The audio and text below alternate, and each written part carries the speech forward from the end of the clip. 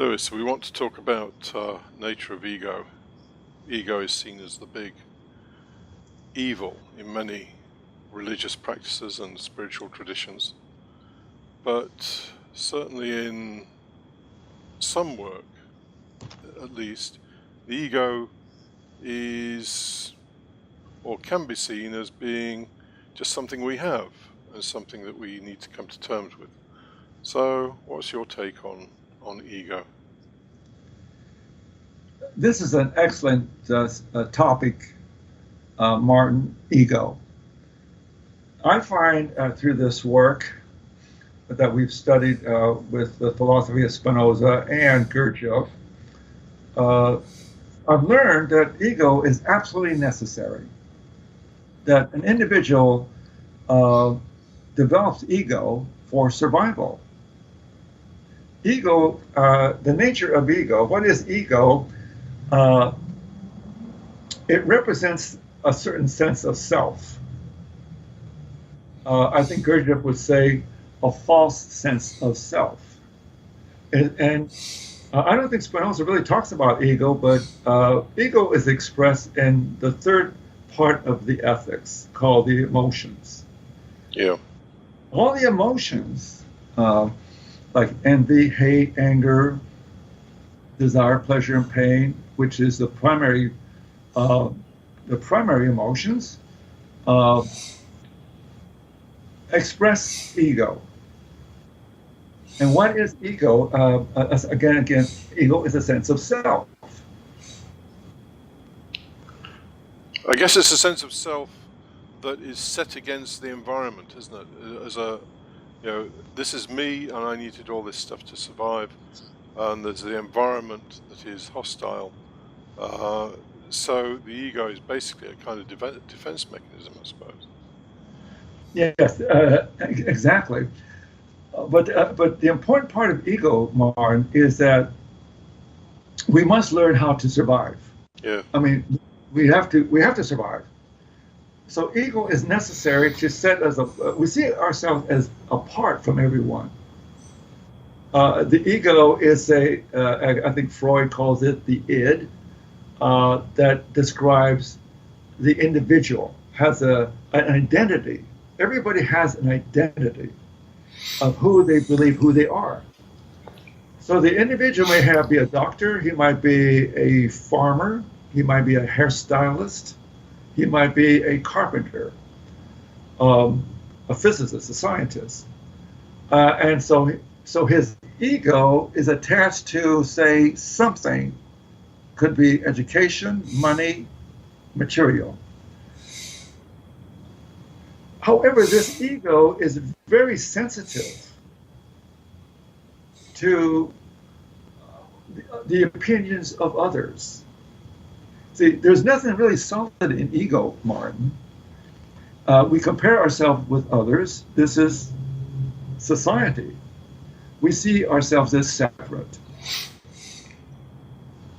And if I go back to the ego is a sense of self, and it's an erroneous sense of self. What I mean by that, because we think, first of all, ego believes it has free will,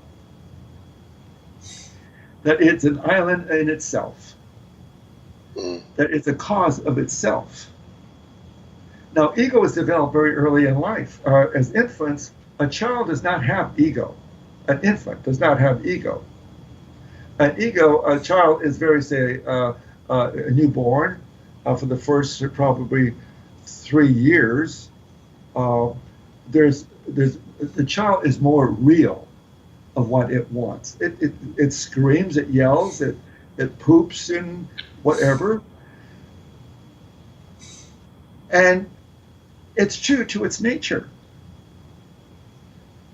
However, education comes in now. The education of what is life about is expressed by the parents or the guardians in society. We get our education through the books we read, the television, or now the internet.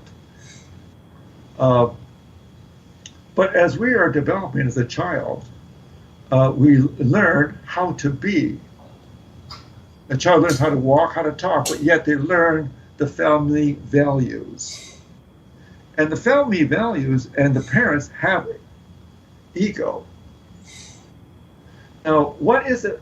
What is the difference? What is so, say, religions? Why do they say ego is so terrible? The idea, these so-called spiritual leaders say we must let go of the ego. And I say, that's impossible. You cannot let go willfully of the ego. Because the ego in itself is our only sense of power. The ego represents all the knowledge that we have, everything in our memory. Now the ego, our self, expresses that knowledge. So in society, everybody is comparing oneself to the other, and we're comparing who has more and who has less. So the ego is constantly wanting power. Why? Because it's never has no solidity in the ego. It's really a fabrication of the imagination. It's not really real. However, also it's never satisfied, meaning that if the ego loves money and gold, it will want as much as possible, and there's never enough.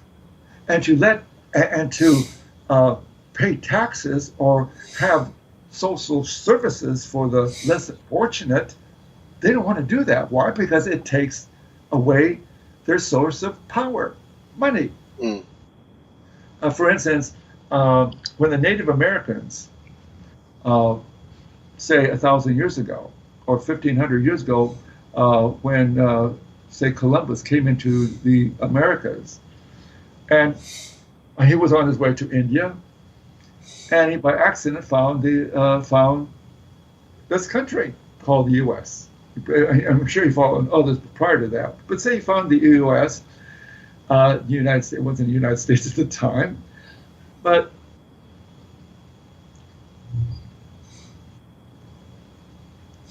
he saw that these people who greeted him were very strange in their costumes and hardly clothed. They had certain instruments, spears, but they were not threatening people. They were actually very happy to see Columbus and bestowed upon him gifts. And Columbus saw something very interesting, something glittering and bright around their neck. And it was gold. And that's what he wanted. He wanted gold. So he enslaved all these people. And there were only a handful of them. And there were thousands of, say, Native Americans. And this was actually, even before he discovered, say, the America, there were other islands that he discovered or, say, founded and exploited the people and for gold. So here it is. Your thoughts, Martin? I was going to say that you could say that these people didn't have a highly developed sense of ego. The people in the natives in America, yes, because they were what you might call trusting and open, yes. And because it reinforces your point that ego is there for our survival. And I guess the only problem is that as conditions become more severe in life, then people need to develop stronger egos for their survival. Exactly. Yeah. So the ego is necessary, and you're right. The islanders or the Native Americans, they were more. They saw communities.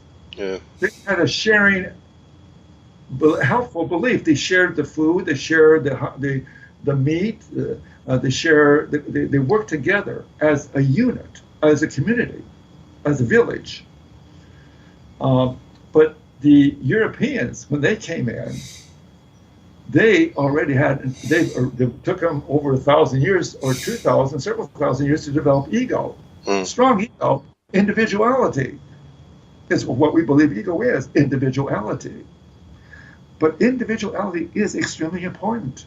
And I say ego is extremely important because that's all we know. We can't deny it. We begin, and what we can do though, Martin, in this work gives us the power to see ego. Mm. But how do we see ego? Something else in us must be developed, must be touched.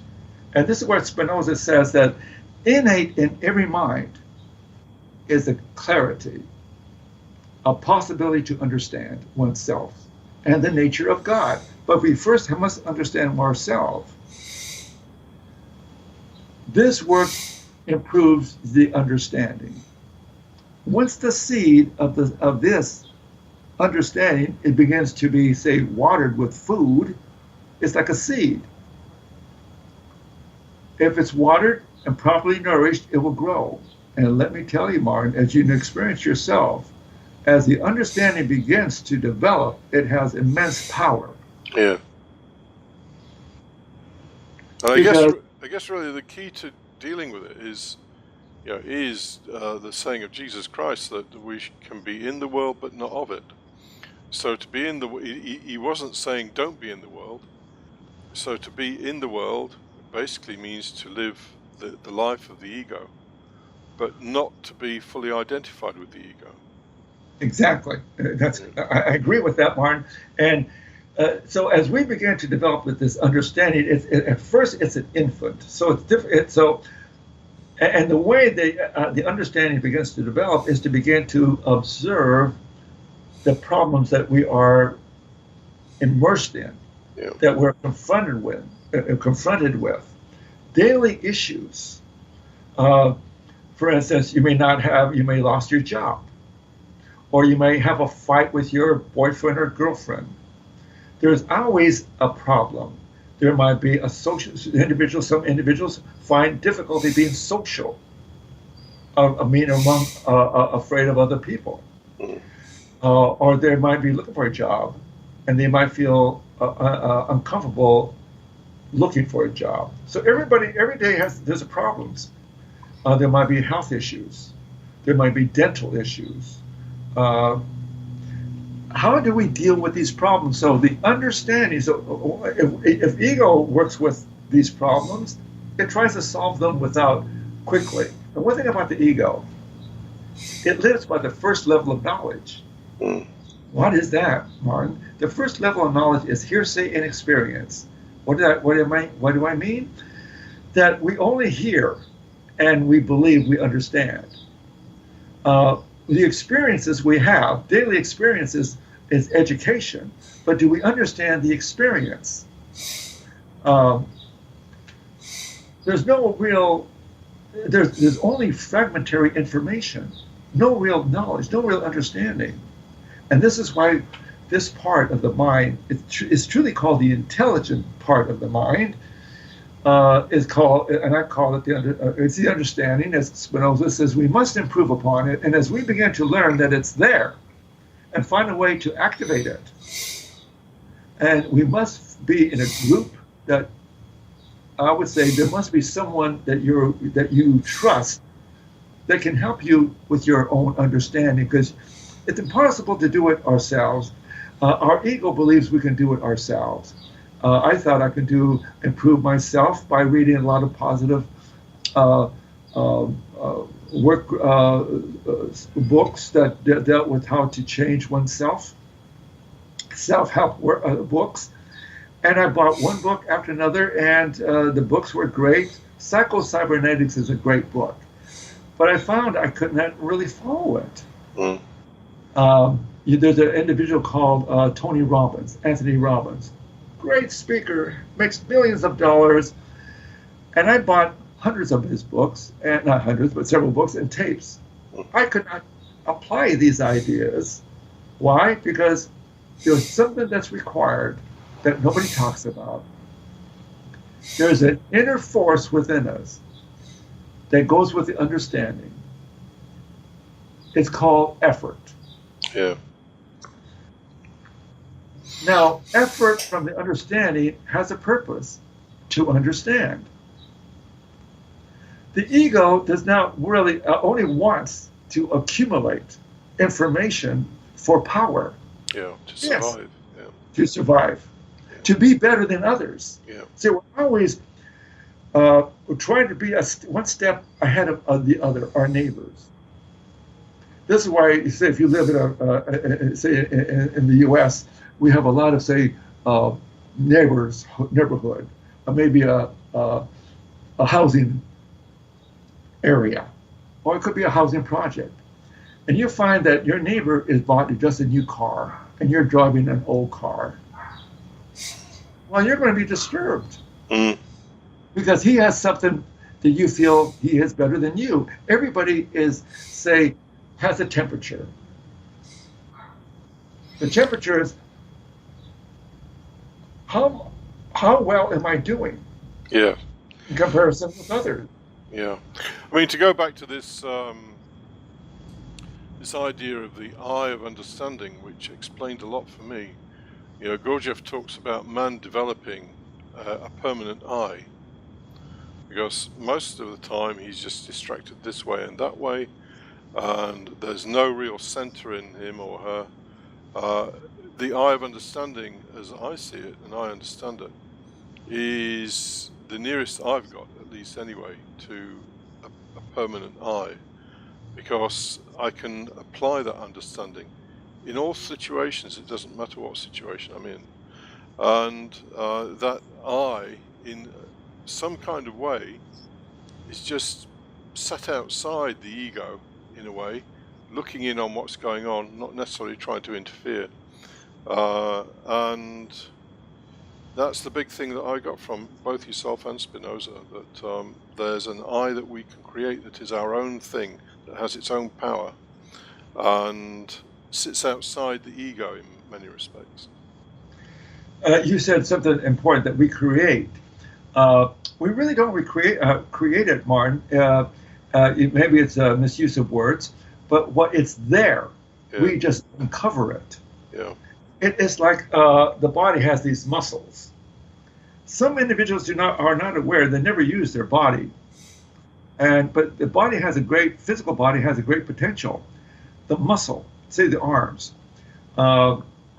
If an individual goes to a gym and they had this idea that maybe if exercise will make them feel better, stronger, and maybe improve their health. So they go to the gym and they start weights with about, say, 10 pounds. And they do these little, what they call curls, arm curls. Maybe even 10 pounds is too much. But anyway, and over time, they might be able to, say, curl 20, 30 pounds. And you can see that the muscle, as a greater force is imposed upon it. It has the potential to meet that force and extend itself. And this extension increases its power. Likewise, the understanding, once we begin to acknowledge that there's something more in us, and everybody, I think, for those who have this sensitivity, that there's more to life than what we are experiencing. We must be dissatisfied with where we're going in our life to understand what we're talking about, Martin, as you know. Yeah. The individual must have suffered, must have some terrible experiences. Happy-go-lucky individual, this will not be attracted. You will not be attracted to. No, there'd be no reason, would there? Not at all. The individual must feel dissatisfied and feel there's something more. Yeah. We're coming up to 20 minutes, Lewis. I know you like to keep these reasonably short. So, do you want to wind up? Yes, Martin, we could need another subject on this as we go on and on. But the last thing I would want to bring out, Martin, is the idea that to feed the understanding, the nourishment that develops the understanding is the ego. In a sense, it learns to see how it operates, and understand the emotions that affects it. Yeah. And as we begin to see it, the understanding grows, and it becomes also more powerful eventually than the ego, but we don't lose the ego completely. I still have ego, and I've been doing this for over 45 years. But I observe it. Yeah. And it might get me into trouble, but then I understand it, and I know what to do.